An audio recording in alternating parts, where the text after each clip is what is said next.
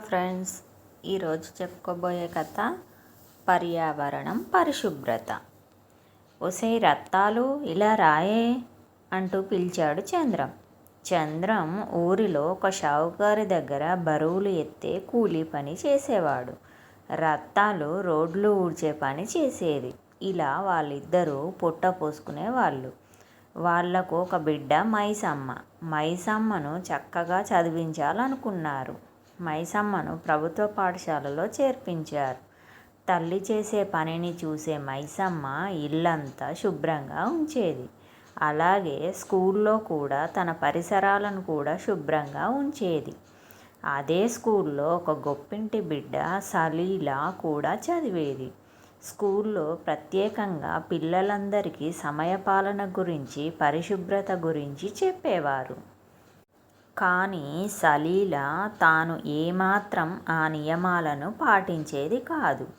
పిల్లలంతా మధ్యాహ్నం tiffin box తినే సమయంలో అందరూ మాట్లాడుకుంటూ లంచ్ బాక్స్ తినేవారు.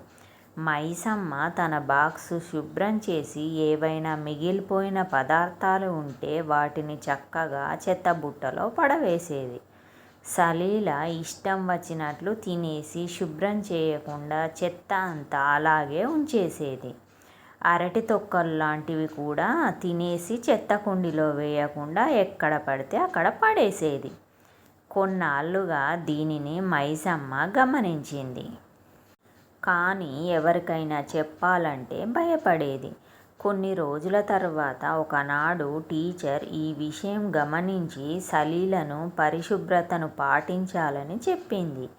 అయినా సరే సలీల తన అలవాటును మానుకోలేకపోయింది.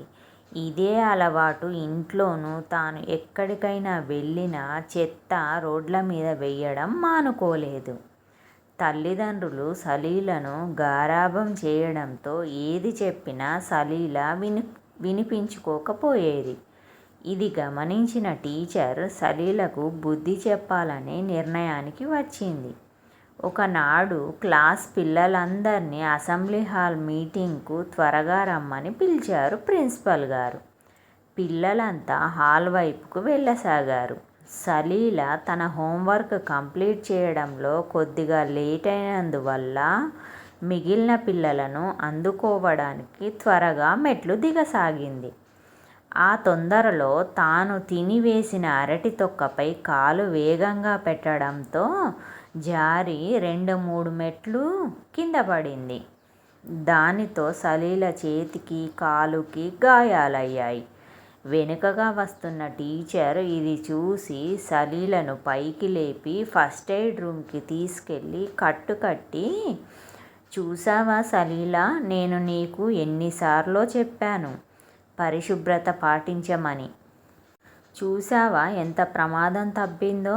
చిన్న దెబ్బే తగిలింది. అదే పెద్ద ప్రమాదం జరిగితే చాలా నష్టం జరిగేది. స్కూల్లోనైనా ఎక్కడైనా పరిశుభ్రత పాటించడం నేర్చుకో.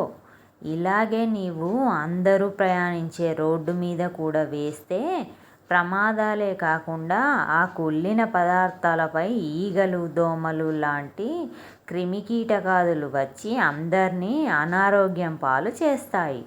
కాబట్టి పరిసరాలను శుభ్రంగా ఉంచే బాధ్యత ప్రతి పౌరునిది. అప్పుడే దేశం బాగుపడుతుంది, రోగాలు తగ్గుతాయి, వాతావరణం బాగుపడుతుంది, గాలి కూడా స్వచ్ఛమవుతుంది, పర్యావరణం కూడా పరిశుభ్రం అవుతుంది. చదువు లేని వాళ్ళే పరిశుభ్రత విలువ తెలుసుకొని పాటిస్తుంటే నీలా స్కూల్లో చదివే పిల్లలు తప్పకుండా పాటించాలి. ఆ మాటలకు సలీల బుద్ధి తెచ్చుకొని టీచర్ను క్షమాపణ అడిగి శుభ్రంగా ఉంటూ పరిశుభ్రతను పాటించడం ప్రారంభించింది. ఇది ఫ్రెండ్స్ ఈరోజు కథ. ఈ కథ మీకు నచ్చితే లైక్ చేయండి, కామెంట్ చేయండి, సబ్స్క్రైబ్ చేసుకోండి.